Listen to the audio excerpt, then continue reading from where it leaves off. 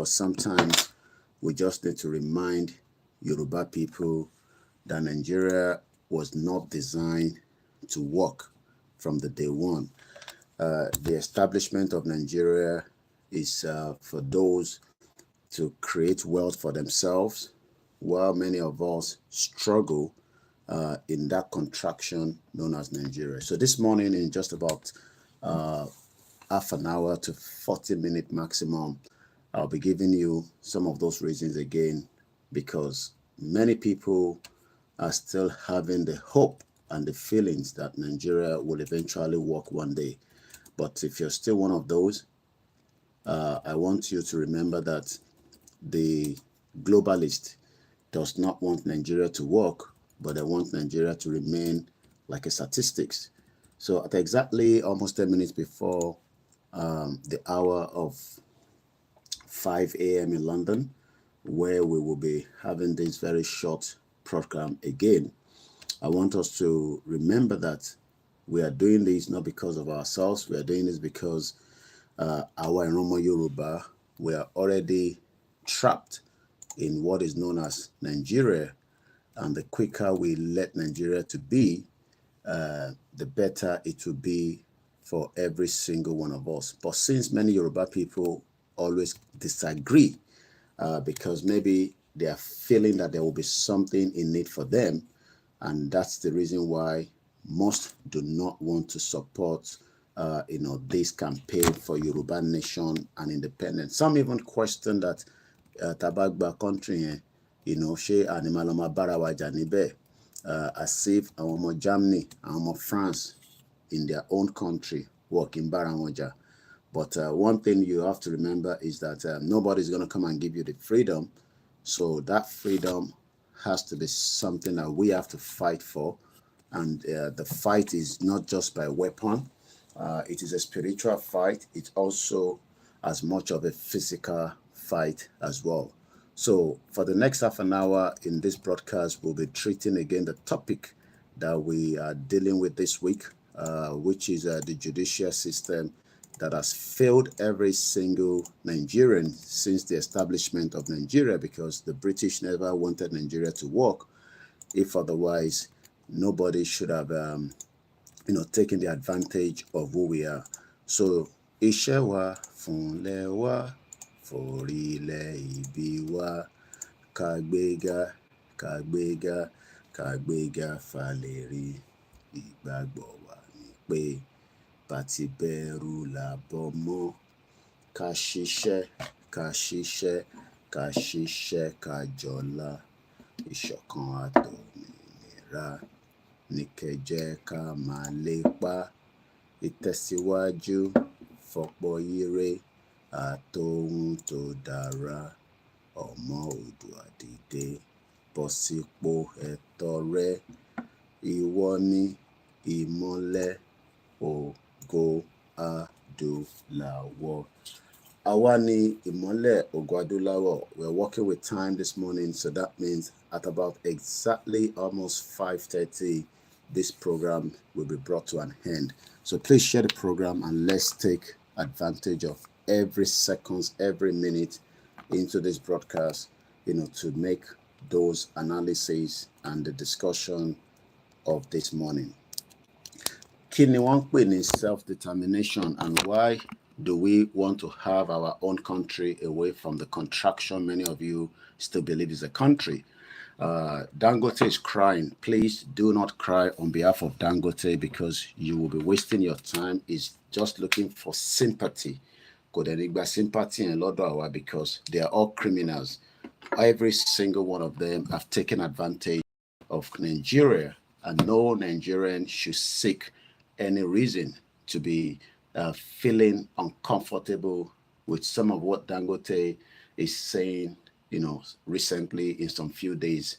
There's a lot happening, but I will start with a particular video that I came across. We've been telling you the Irish people are not very comfortable with the foreigners anymore. They want to take back their land, while we want to give our land away to the Igbos, the Hausas, the foreigners, rather than us to come together and stop it through a proper, what do I say, a proper independent country.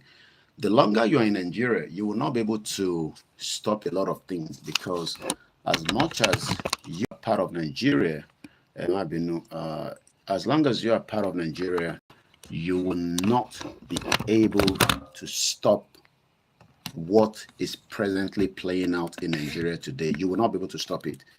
It does not matter how much your criminal politicians tell you that we can stop it, this and that. They can't, because every Nigerian has a right within Nigeria. That is the way Nigeria is structured right now.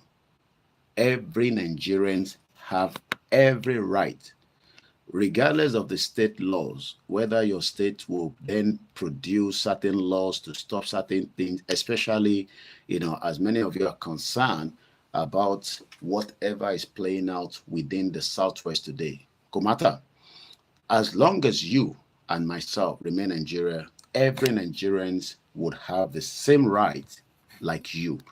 And that same right might not apply, especially for those of you that are going to live in the northern part of Nigeria, because we know that the northern part of Nigeria is no longer Nigeria. We are still classifying it as Nigeria. Many of you know that, but you are all living in denial.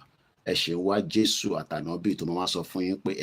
for Baba Adeboye to tell you that Nigeria is not working. Those men are not going to tell you that Nigeria is not working, because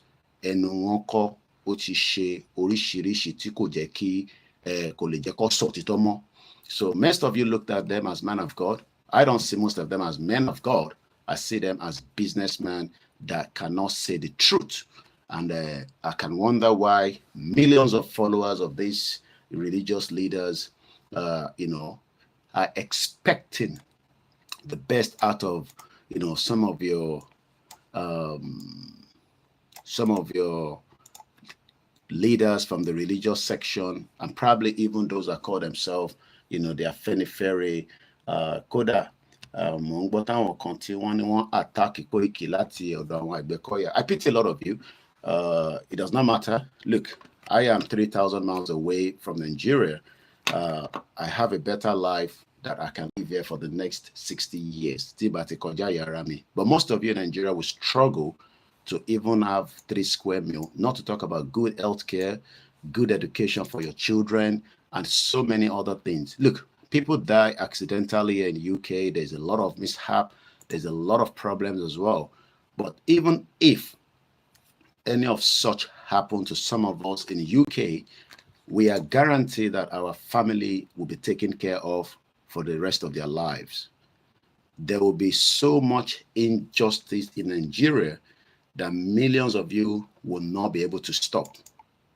And that comes from the judiciary aspect of that shithole country you're calling Nigeria. Because Nigeria is not a country. But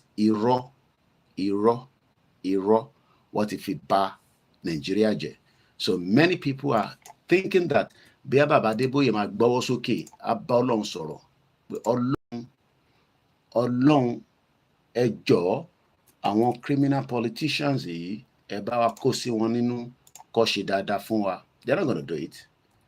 We saw how the whole thing played out when Yemi Osinbajo, another redeemer, and this is not to attack Christianity, it's just the fact. And many of you know the fact, but irọ́ expect àwọn bàbá yẹn, àwọn lè expect pé kó sọ̀rọ̀ sókè. So until táwọn bá sọ̀rọ̀ sókè ní púpọ̀ nínú yín máa accept pé lóòótọ́ ó ti di àsìkò tí Yorùbá gbọ́dọ̀ kúrò lára Nàìjíríà. But we are here. We will continue to remind you that if that is what you're waiting for, well, your life will be at risk. So let me quickly put this video that I met yesterday, because I am following the Irish people. They're very, very bitter. Wọ́n náà wọ́n fẹ́ foreigner wọn nílùú àwọn kí gbogbo wa padà lọ sílùú wa. Èyí tá a ṣe pẹ̀lú àwọn náà ti tó. But a kì í gbọ́ràn, aláìgbọ́ràn ni wá. But yẹ ká kọ́kọ́ gbọ́n tí olóyè sọ níbí báyìí. A man of the truth. A man tó mọ̀ pé lótìtọ́ lódodo ìyà ń jẹ wá. Wọ́n ti fi security, wọ́n ti fi tayò, wọ́n ti fi ta kàlòkàlò ní Nàìjíríà. Mo kí bàbá Akintoye dáadáa. I spoke with him. He actually called me. It's a privilege to have somebody like that to pick his phone, and out of the millions of Yoruba people, the discussion is not for public consumption. All I can say is that I'm just privileged. I am not probably the only best out of the millions of Yoruba people, well educated, but I'm too educated.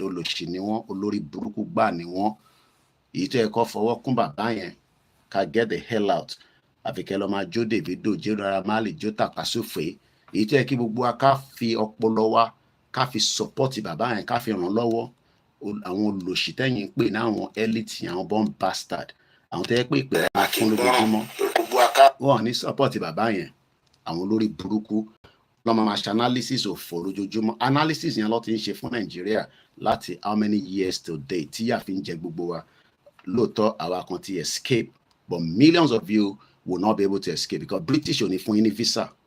Oko mama selecting, wako select méjì mẹ́ta, even if you go to anywhere. The same thing, America, the same thing, all the European countries, àwọn ìlú tí Dangote ń dárúkọ nísìn.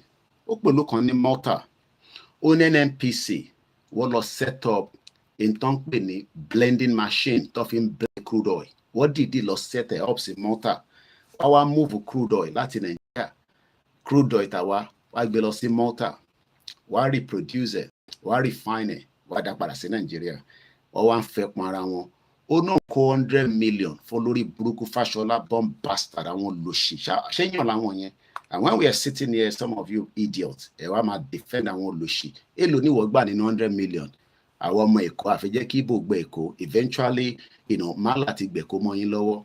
Most of you fight the Igbos while many of you keep quiet when Fashola, Ambode, and Olori Buruku Sanwo-Olu were collecting money on behalf of Dangote, Tonko fún Tinubu. Where is the $100 million? Eloni wogba nibe, idiot, defending nonsense.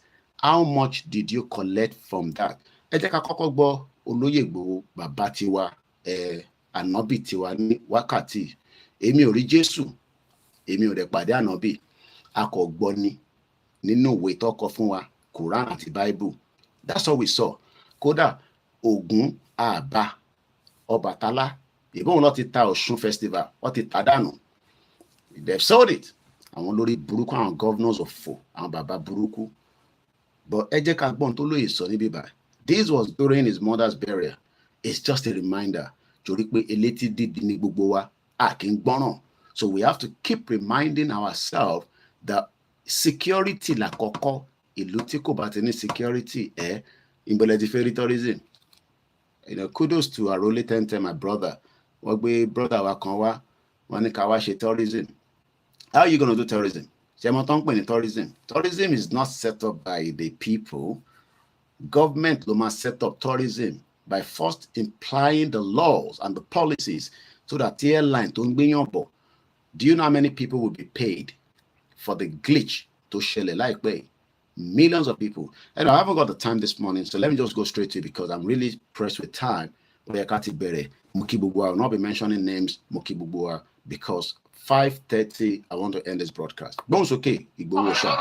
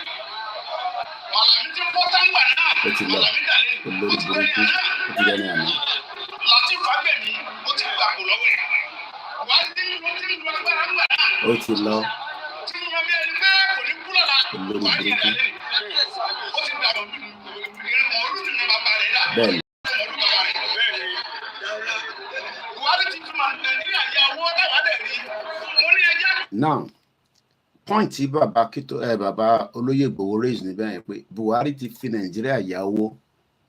Many of us are just waking up in Nigeria. Nigeria has been sold off completely. All the crude oil tó ń jáde nísìnyí nínú Nigeria for the next 50 years is not in our possession anymore. Our foreigners ló wà in charge. So your petrol will go up to 1,000 to a liter before the end of this year. Pounds, near and no, the pound sterling is about almost 2020. Dollar, say 1,700. So it will continue to go up because into a cafe shoraji, what if it lease? Because what if it yawo, lower IMF, lower China, and the rest as well. Olóyèdè and Sonigma in February, but nítorí èèyàn máa lè Yorùbá, kò ń ṣàwọn ọmọ kọ́, nítorí èèyàn ọmọ kọ́ mọ́ra yín, gbogbo wa mọ́ra wa, àwọn máa lè APC, àwọn ronú, àwọn lòṣì, àwọn àfọ̀njaz, àwọn akótilétà tọ́ní ká lọ dìbò fún Tinubu, ẹ ṣáà ti dìbò fún tán nísìn, ojú gbogbo yín ti já. In tó bá wùn ní kẹ́ ṣe. Koiki má jẹ́ kó protect. In tó bá wùn ní kó ṣe, in tó máa da Nàìjíríà rú lè mí gbúra lójoojúmọ́. Tá bá fi dé anywhere kó dàrú. I don't give a fuck. I don't give a fuck ni mo sọ.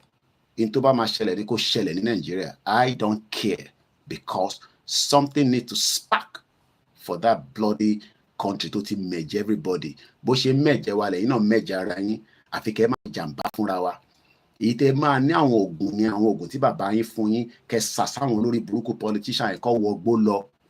Ní ṣe yẹn ara wa la máa ṣe jàǹbá fún bẹ́ẹ̀ ṣe fẹ́ wicked diaspora bẹ́ẹ̀ ṣe fẹ́ wicked ara yín nínú ilé. Instead of you to use those things to fight, kẹ́ bẹ Ọlọ́run, kẹ́ bẹ Jésù Kristi kó sọmọ sọ́ọ̀tì mọ́tò wọn kí dírẹ́fà nìkan jáde nínú ẹ̀ káwọn kú dànù kí ló ń ṣe láyé. Where is Buruji Kashamu nísìn àkútúkú ẹ̀ lọ́rùn? Where is Ajimobi? Nbo ni gbogbo wà nísìn kò ní dá fún gbogbo wọn látòkè délẹ̀, but àwa lẹ máa ṣèkà fún, àwa lẹ máa rán kan sí, àwọn tó yẹ kẹ́ rán sí ẹ̀ ní rán sí wọn. Àwa lẹ máa wicked, àwa lẹ máa wicked.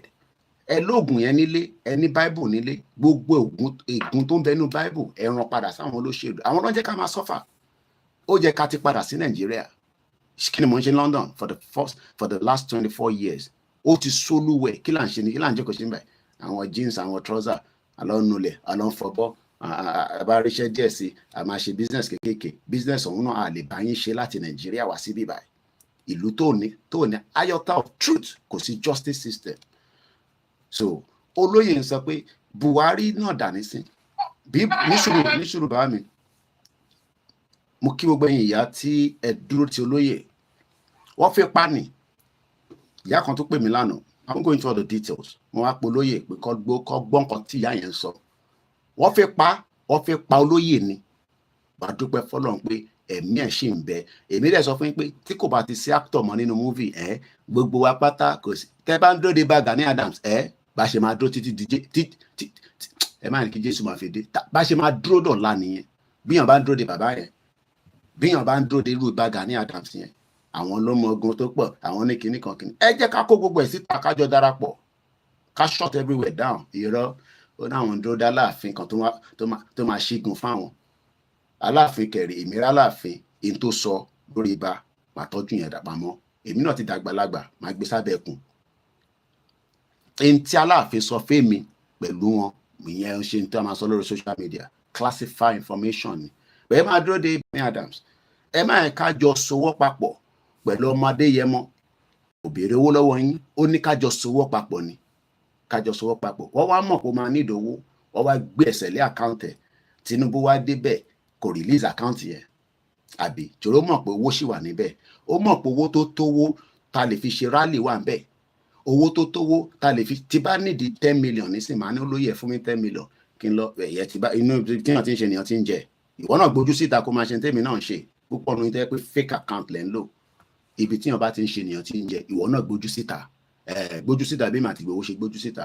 Ọwọ́ ti account ẹ̀ irúgbà tí bá ní olóyè mo need 1 million àrówó gbà láti 2 years ní àlè ṣe nǹkankan àṣe flyer àṣe nǹkankan. Mo wá dúpẹ́ lọ́wọ́ gbogbo ẹ̀yin tẹ́ ń dáwó sínú ọ̀ràn míyàn yẹn. Ó lè kéré lóòótọ́ ẹ jẹ́ ká máa dá síbẹ̀. Kò ń ṣe fún Koikimedia, fún gbogbo wa náà ni.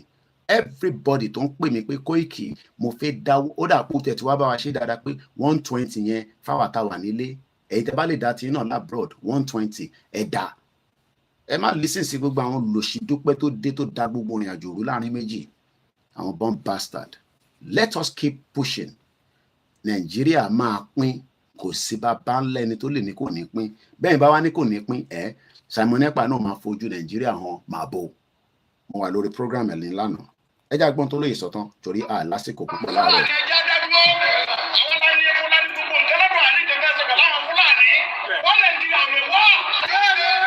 One Nigeria ò lè work. This was in February tó lóye ń takùn takatatata ṣé òun ni Fúlàní máa jí gbé ni Fúlàní ò lè jí gbé Fúlàní ò lè jí olóyè gbé fact ni but right now àwa ni Fúlàní máa jí gbé máa Ọlọ́run jẹ́ kí Fúlàní ibẹ̀ máa pa lọ́rọ̀ Ọlọ́run o àwọn tó pa Ọlọ́run náà ó padà jí wọn gbé sọ Ọlọ́run là ń pè you don't have security sọ Ọlọ́run lẹ wá ń pè bọ́ Ọlọ́run jẹ́ kí Fúlàní jí mi ok tọ́lọ́run bá jẹ́ kí ó jí wọ́n gbé so kó jẹ́ lòmí gbé is that your prayer? Àdúrà tiwa ni pé kí Fúlàní má lè rí anybody jí gbé but all your bastard politicians are not ready to protect and defend every single one of us. Gbóhùn sókè Ìgbòho ṣá so mo kí gbogbo ẹ̀yin ìyá wa ẹ̀yin ìyá tẹ́ dìde fún ọ̀rọ̀ olóyè Ìgbòho àwọn ìyá kan dìde kódà wọ́n ọ̀bọ olóyè sọ̀rọ̀ rí but ìtọ́lọ́run rán wọn kó yẹ kó ṣe wọ́n ṣe ní ọwọ́ ara wọn ní àpò ara wọn pẹ̀lú owó ara wọn. Ìyá kan pè wá lánàá and go into details mo dúpẹ́ fún wọn gbogbo ẹ̀yin grandma tẹ́ ń wo tààrà bí ọmọ pé arákùnrin tó jáde ó wù mí pé èmi ni mo bí ta ló ní fẹ́ dàbí pé òun ló bí olóyè Ìgbòho kọ́nà bá wa foríjì yẹ kó wá bá wa gbogbo tó bá ti ṣe tó já ṣèṣe kó parẹ́ abiyamọ tó bá gbakú ọmọ ẹ̀ kò gbọ́dọ̀ tún máa jìyà kọ́kọ́ mọ́ tó bá jẹ́ pé wọ́n ní pé ẹ̀fún kan wà ẹ̀lì kan wà èmi ò mọ yẹn ìtagbọ́nú ìwé ìtàn ni bọ́n tí mo mọ̀ ni pé èyí tí gbogbo wa bá ṣe nílé ayé yìí òun la máa fi sọ̀rọ̀ nígbà tí wọ́n bá kú tèmi bá kú. ṣẹ́rí gbogbo ẹ̀yin tẹ́ ẹ̀ dá sọ̀rọ̀ Yorùbá nation pariwo ẹ̀ nísìn kò ṣe pé tá a bá délẹ̀ lérí náà ẹ̀ máa neglect yín but Ọlọ́run máa ṣèdájọ́ fún gbogbo wa including myself àfi tó bá jẹ́ pé à ń ṣe for a reason láti fi satisfy ẹ̀yin àbí bí à ń ṣe nítorí pé inú ń bí wa. I don't want to live in this country anymore. I don't want to live in this country anymore. But ṣé kí n wá sí ìlú tí kò ní system àbí kí n wá sí ìlú tó ní system torí pé mo fẹ́ sọ pé mo like UK ṣé mo á hate UK tó yẹn mo sì ní freedom mi níbí báyìí mo lówó l'account but mo ń gbádùn ayé mi. Ẹ rò pé gbogbo èèyàn ló lówó l'account nílẹ̀ owó tó ń wọlé ní weekly làwọn èèyàn fi ń survive owó monthly ní tó bá ti dé wọ́n bá ti pín síbi pín sọ́hún tàbí ti send tẹ́ka send sẹ́yìn nílé wàhálà tí yín ló fi pa wàhálà abroad mo ti sọ tẹ́lẹ̀ Nàìjíríà ní owó wọ́n wá ń gbé epo lọ sí Malta a máa fi ń ṣe program Dangote wá ń sunkún òfò kò ní kúure ó náà ń kó $100 million ṣé o mọ tán pè $100 million kò ń ṣe million naira ó náà ń kó 100 million ó níwọ̀n gbélé yẹn fún un lọ́fẹ̀ẹ́ o I'm sure pé àwọn bàbá tó nílẹ̀ yẹn ní gbogbo ibi tó kọ́ Dangote refinery fún ẹ̀ sí I will not be surprised pé náírà lọ fún àwọn bàbá yẹn ó yẹ kó fún àwọn bàbá yẹn ní bí àwọn $1 million but olórí burúkú Tinubu olè criminal ni mo ti sọ fún yín olè ní jagurujẹra olè ní Tinubu kí ni yàtọ̀ ẹni tí owó drug bá ti wọnú account ẹ̀ kí là ń pè yẹn olè ní they are all criminals. Olóyè wa ń bẹ gbogbo wa pé ẹ jẹ́ ká sọwọ́ papọ̀ ẹ ṣe gan ni ìyá mi Jayé Ọlá. When as a fellow woman, I said, so sad, Mrs. Dupe-Onitiri couldn't use her Western, westernized education or grammar. Ẹ má gbé yẹn wá síbi mọ́mì. Ẹ má compare ara yín pẹ̀lú Dupe. 419 ni àwọn olóṣù Abíọ́lá ni tó bá jẹ́ pé ó bá Fábíọ́lá lóòótọ́ ẹ mọ̀ pé yẹn náà bó ṣe ń dóbò káàkiri nìyẹn bá àṣà Prophet Ìbẹ́tàn. Kọ́lọ́run kó foríjì ni. Tóun náà ṣe lórí wà lẹ́tà ṣe yanjú àti yanjú tán. Gbogbo tábíọ́lá ṣe náà kálá ṣe wà lẹ́nu ẹ̀. Ṣé má pìtì pé Western kò ní Western education kankan.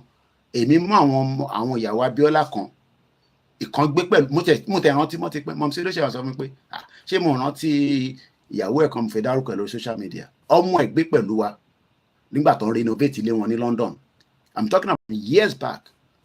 Ọmọ yẹn ó tẹ̀lé mọ́ pé ọmọ Abíọ́lá ni very very understandable pẹ̀lú pàwọ̀ oṣù ọmọ olówó àwa náà ọmọ olówó ni but tí ikú bá ti dé ikú máa ń bọ̀ lájẹ́ ni but wọ́n bá wa náà dáadáa ìyẹ́ ẹni kó wá pé àmáì kó wá gbé pẹ̀lú wa àwọn ọmọ olówó ṣó máa lè manage báwa ṣe ń ọmọ yẹn rẹ̀ gbé pẹ̀lú wa for months wá ìtàn renovate ilé wọn ní St. John's Wood níjọ́ náà lọ́hùn. So dúpẹ́ yẹn gbò ìyàwó yẹn ṣe ìyẹn lérò àwọn ìjìnlẹ̀ yẹn àwọn jáde láti ilé tó dà ìjìnlẹ̀ wo so wá ẹ jẹ́ ká ṣàtúrà àná àsìkò tó pọ̀ so ẹ má ẹ̀ka dive too much so I'm very pressed with time. Bọ́n sókè Ìgbòho ṣá.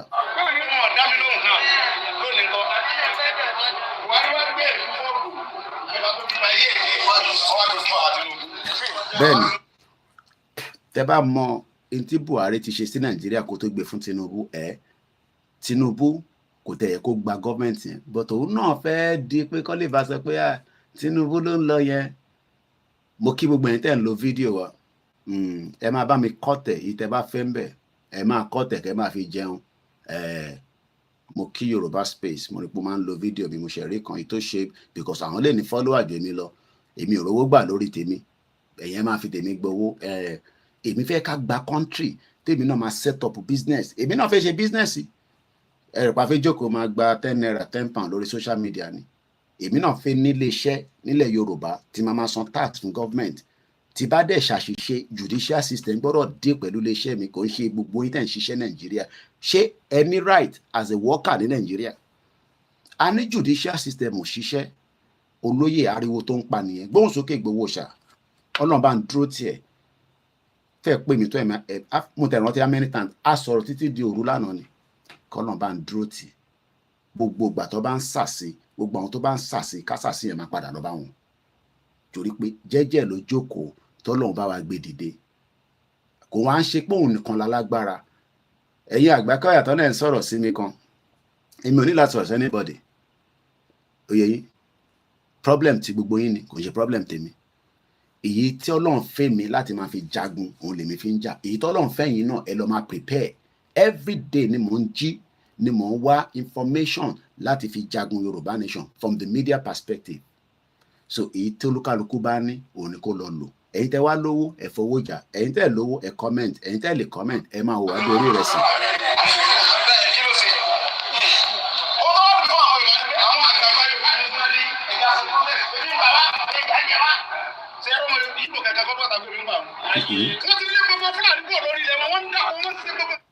A ní ká wọnú gbó àwa wọnú gbó lọ àwọn kan tí wọ́n ń àtàkì Ìgbòho wọn náwọn kan Yorùbá Council of Elders àwọn olófin wọn jẹ́ elders àwọn bombast àwọn olófin jẹ́ elders àwa gan tá à ń sọ̀rọ̀ gan sẹ̀fẹ̀ àwọn Yorùbá ní àsọ̀rọ̀ on their behalf tá ló fi wọ́n jẹ́ elders láyé ìgbà kan máa ní gbogbo nonsense tẹ́ máa ní àwọn Yorùbá Council àwọn olófin jẹ́ elders wò àwọn olófin jẹ́ elders àárín ara yín náà kọ́ lẹ fi ń jẹra yín ṣe ẹ consult àwa nísìnyí àwa ṣe ń ṣe ìtòyìnbó máa ń ṣe làwa ṣe ń ṣe consultation ṣe fẹ́ Yorùbá nation àwọn kan náà wọ́n fẹ́ àwọn kan náà wọ́n fẹ́ Koiki wọ́n ló fi da Nàìjíríà rú ìwọ àti Ìgbòho àti bàbá Akintoye blablabla a máa dìbò fún Tinubu ó dà bí ẹ lọ́kàn yẹn rò pa máa gbébọn síta ìbáwọn MC Olúọmọ ní Tinubu lò tó fi ń fìbọn fún ogun yín lórí nígbà election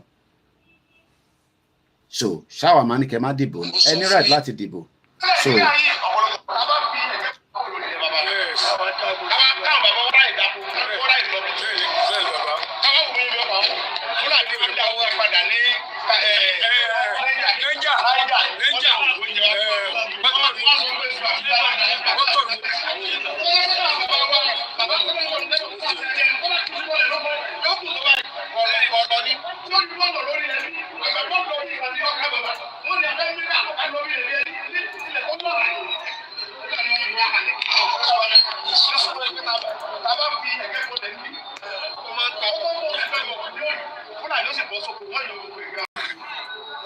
How does that make sense?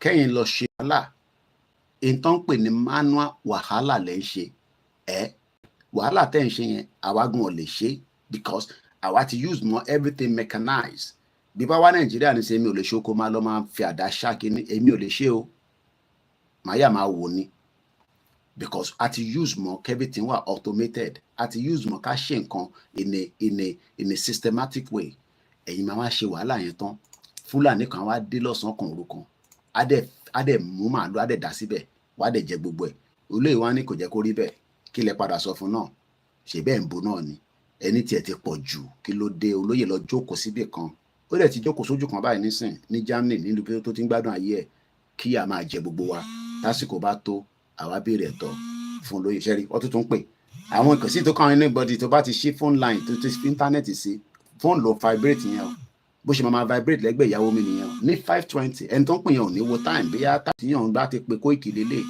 that is what I am dealing with ojoojúmọ́ mo ti pa íńtánẹ́ẹ̀tì for the fact that the internet is on 5:20 ẹ ṣàgbọ́ phone tó ń vibrate ẹ gbọ́ that is what I am dealing with on a daily basis in the last 4 years máa ṣe wọ́n náà wá ṣe kò rò pé easy ẹ̀rí pé tàbádẹ̀ lọ́wọ́ ẹni tó ń pè yẹn nísìn ẹ̀kọ́ bẹ̀rẹ̀ ẹ̀kọ́ ó lè jẹ́ fẹ́ béèrè question ó lè jẹ́ fẹ́ dáwó ó lè jẹ́ pé nǹkan kan wà ó ń bọ́dà wọn because they don't care àwọn ọ̀rẹ́ kìsẹ́ni tó care wà Koiki time ta fẹ́ pe Koiki ṣé kò ní máa sùn pẹ̀lú ìyàwó ẹ̀ kọ́ tẹ̀ máa ṣe jigijigi kí ní kàn anybody gbàtẹ́ pé public figure ni ara problem ta ti gbé dání nìyẹn ta ti accept pé iṣẹ́ ta gbé dání nìyẹn so tá bá wá sọ pé nínú ibẹ̀ náà láti máa jẹun ṣé kò tó láti jẹ òun rẹ̀ lẹ́gbọ́ tó ń vibrate yẹn at 5:20 kíyàn kan máa pè mí ní 5:20 nígbà tẹ́ pé mo yáwó lọ́wọ́ wọn ṣèbí torí pa gbé Yorùbá nation dání ni ṣé bẹ́ẹ̀ ṣe ń pẹ̀lú ara náà nìyẹn ṣe tí n bá ṣe public figure ṣé yàn máa pè mí ní 5:20 bá dúpẹ́ fọ́lọ́run kò ní sọ àwa kò ní rẹwà torí àsìkò gbóhùnsókè ìgbowó sọ.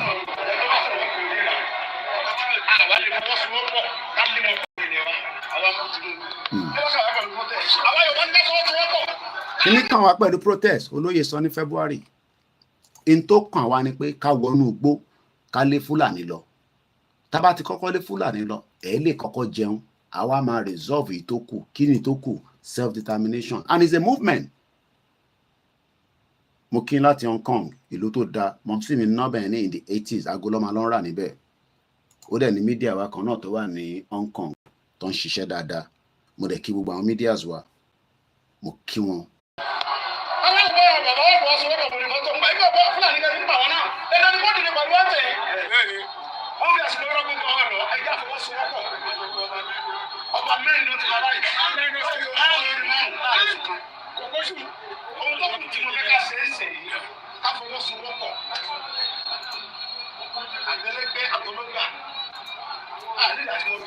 wọ́n ní sọwọ́ pọ̀ ìbá Gani Adams ó fi sọwọ́ pọ̀ ó fi dá dúró action man mọ́ wa lọ́wọ́ and I'm not disrespecting him he wants to be on his own and at the end of the day wọ́n náà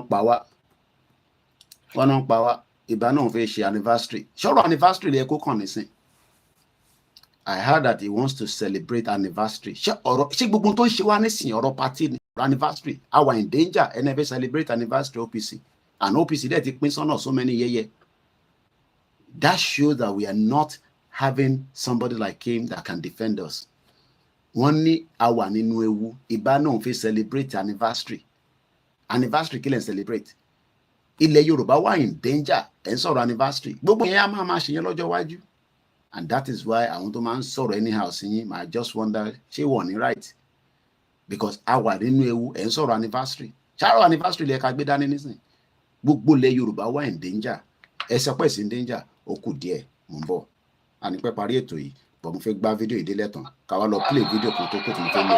àwa láti ibi tó lè àwọn bàbá wọn sọpọ́ọ̀tì wa wọ́n dá security tó dálẹ̀ fúnra wa wọ́n fi mú security bẹ́ẹ̀ sí ọ̀sán wọn ìfẹ́ nífẹ̀ẹ́ lókun ọmọ Yorùbá àwọn kan.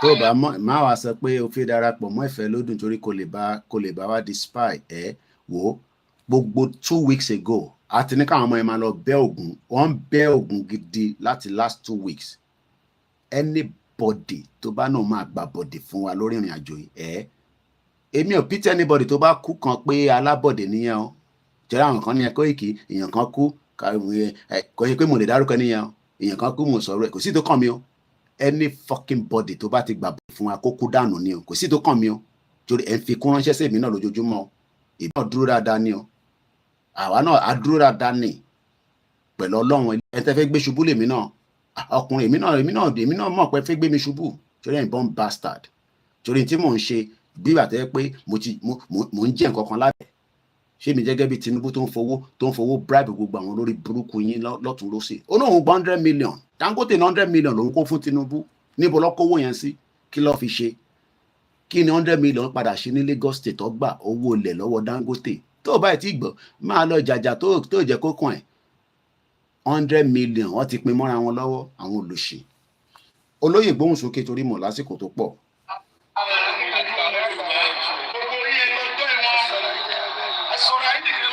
Kọ́lọ́n bá fún Omeyo, kọ́lọ́n fún lálàáfíà ara, kọ́lọ́n fún lálàáfíà ara. Gbogbo àwọn tó kùnà kọ́lọ́n fún lálàáfíà. Gbogbo àwọn adárúkọ torí àsìkò. So ẹ jẹ́ kí n sáré lọ. Ẹ gbọ́ lórí burúkú ilé ọmọ Yorùbá ilé ìbọn bastard Inspector General of Police ẹ̀rántí ìgbà EndSARS olè. Olókòwò tó kó fún ẹ sí ẹ̀gbọ́n kan tó sọ. This was the beginning of bó ṣe gba ilẹ̀ lọ́wọ́ yìí bàbá yẹn. Bàbá tiẹ̀ wọ́n ti gbalẹ̀, ìyá tiẹ̀ wọ́n ti gbalẹ̀, òun defend wọn. 100 million ní Dangote náà ń san fún gbogbo wọn. $100 million. Bó bá ọmọ tán pè bẹ́ẹ̀. Gbóhùn sókè olóṣù.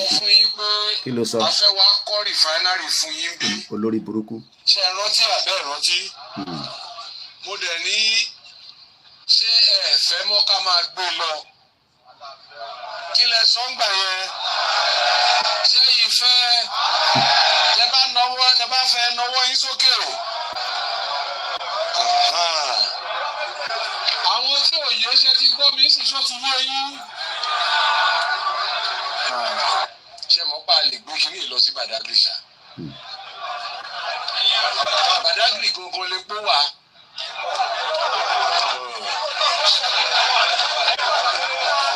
Ṣé ẹ fẹ́ abẹ́ ẹ fẹ́? Ó ti bẹ̀ yín. Ẹ̀yin tẹ́ ẹ bá fẹ́ dìde kẹ́ máa lọ. Ẹ̀yin tẹ́ ẹ bá ti fẹ́ dìde kẹ́ máa lọ ká mọ iye àwa tó kù. Tẹ́ ẹ bá fẹ́ dìde kẹ́ máa lọ.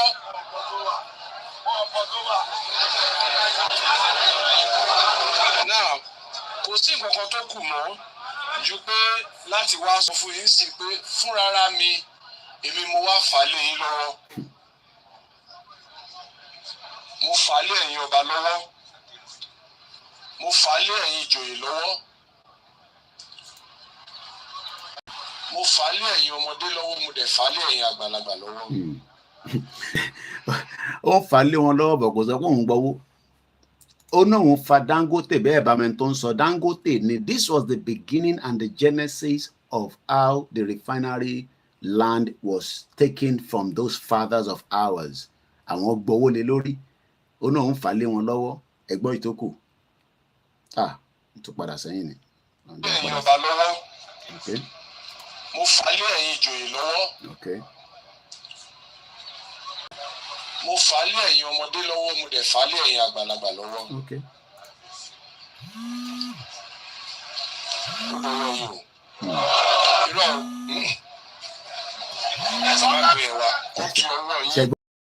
Wọ́n ní ó dọwọ́ Ọlọ́run.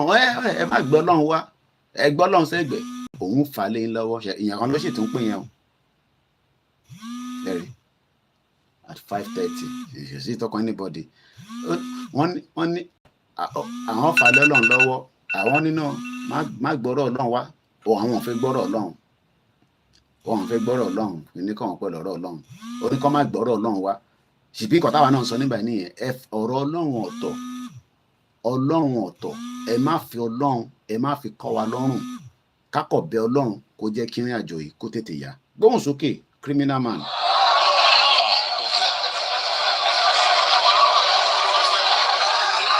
Mo kí ẹ ké. Àwa lè ń bá nọ́jà o. Tí ó bá kù díẹ̀ káàtó, àwa ni kẹ́ tọ̀ wá. Gbogbo àwọn báyìí kò sí kankan tí ò lè rí nínú wọn. Irọ́ lọ́la. Justice Ògúntádé bàbá mi nu. Bámú bàbá wa ni TLM. Mo kí bàbá mi ọmọọba Abiodun Grace Chapel. Mo fẹ́ end program yìí because like I said it's just half an hour but only one more video kan tí mo fẹ́ sáré slot in tásìkò bá gbà mí. Mo fẹ́ wò bí a ti bá lè slot it in. Lórí Ọ̀ṣun Òṣogbo mo ṣe ń dúró kọ́ fún mi ní feedback láti Palace tí bá ti gba feedback yẹn màá communicate pẹ̀lú èèyàn ọmọ Yorùbá but for now kò tí ì sẹ́ni communicate. Let's see ó dà pinnu Facebook mi ló máa wà. Mo kí gbogbo alẹ́ nǹkan sí pé káàbọ̀ sórí kan ni wa. It's just a very short program and we'll be joining us bàtà bá tún padà wá again máa bẹ pé kí Nàìjíríà kò ṣiṣẹ́. Àwọn tó mọ bí Nàìjíríà ṣe máa ṣiṣẹ́, àwọn ló ń gbádùn Nàìjíríà. Ìwọ tó gbádùn Nàìjíríà, ò ń bẹ Ọlọ́run pé kí Nàìjíríà ṣiṣẹ́. Nàìjíríà fò, Nàìjíríà kọ́ Nàìjíríà ni.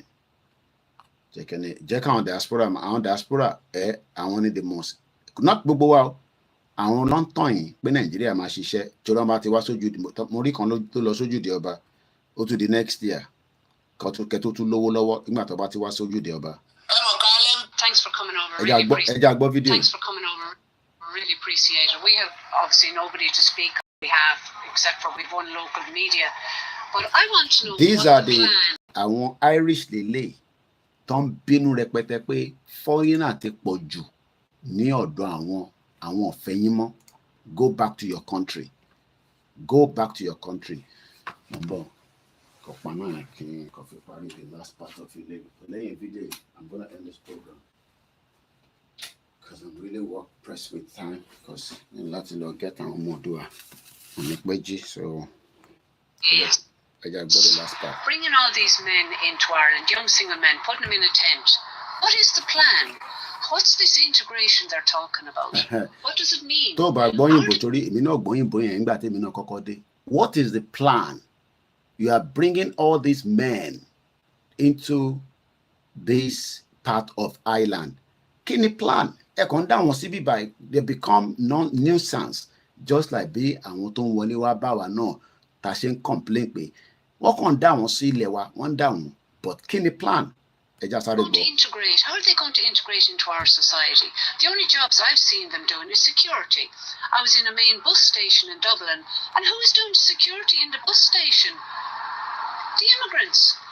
They're guarding their own place. You know, like my facing group, my son they say, Baba ti Sanwo-Olu yẹn. That video just popped up yesterday. Video yẹn ti pẹ́ gan. Ọlọ́lọ́mọ táwọn ọmọ yẹn ti lọ mú jáde. Wọ́n kàn send sí mi náà ni. Stopping Irish people going into, they're protecting themselves. You know, anyway, it's just... And the fence is not protecting you, it's protecting them. Oh, it's protecting them. No, it's actually, we're actually the ones behind the fence, really. Because we don't have a say. We have nobody protecting us.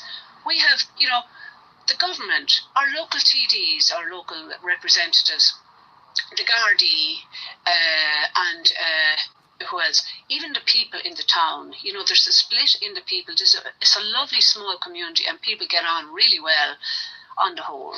But now there's a divide there was never there before. And then we're being called racist. And there was a senator in the government, she called us thugs. And then I was looking at a video yesterday of Kulak. And I saw there was one young guy and there were about 10 Gardaí, and you should have seen the looks on their faces. You know. So we're going to come back and analyze this video properly when I come back later on in the night. Our analysis is that. But as I leave us this morning, I leave us in the name of the God of Yoruba land. I leave you in the name of whatever your belief system is. I leave you in the name of whatever you agree to believe, whether you are Muslim, you are Christian, or you are Babalawo like Awabai. Mẹ́tẹ̀ẹ̀ta la wá ń ṣe. Mo kí gbogbo wa pé ilẹ̀ wa wọ́n nígbà mọ́ wa lọ́wọ́. Mo káwa náà máa sun àsùnpara pé wọ́n lè gbà. Wọ́n ready láti gbà. Igbo ready láti gbà. Hausa fẹ́ gbà. Yoruba fẹ́ gbà. Indian fẹ́ gbà. China fẹ́ gbà. There are millions of people that wants to take our land. 100 million. Ṣé wọ́n ti ta gbogbo bẹ̀yẹn fún Dangote for life ni? Àbí wọ́n kọ̀ lease fún? I don't know. So when you are fighting the Igbos, ẹ máa béèrè pé ta ló gba 100 million. Message mo fẹ́ kẹ́ gbé kúrò lórí platform ní àárọ̀ ẹ̀ nìyẹn. Ta ló gba 100 million lọ́wọ́ Dangote àti pé níbo ló gbé sí? Ṣó investors sínú Lagos ni àbí ó tẹ̀ ti gbé síta? Tí bá níta bí ó ti wà ní kan náà banks níta, just like how Abacha stole so much to the tune of $5 billion US. A very good morning. My name is OLAYOMI KOIKI. Mo kí Baba Akintoye lẹ́ẹ̀kan sí. Mo dẹ̀ kí gbogbo àwa tí a jẹ́ ọmọ Yorùbá òtítọ́ tá fẹ́ òmìnira pé ká kúrò ní Nàìjíríà. A máa kúrò ní Nàìjíríà. Ọ̀nà tá máa gbà oyè ọba Elédùmarè. Tá bá ní ó máa bọ́ sórí M1, tó bá bọ́ sórí M1, whatever and however it is, the spark should not be that long anymore. Next year, 2 years from now, but Tinubu should be the last president, inshallah. Good morning. Bye for now.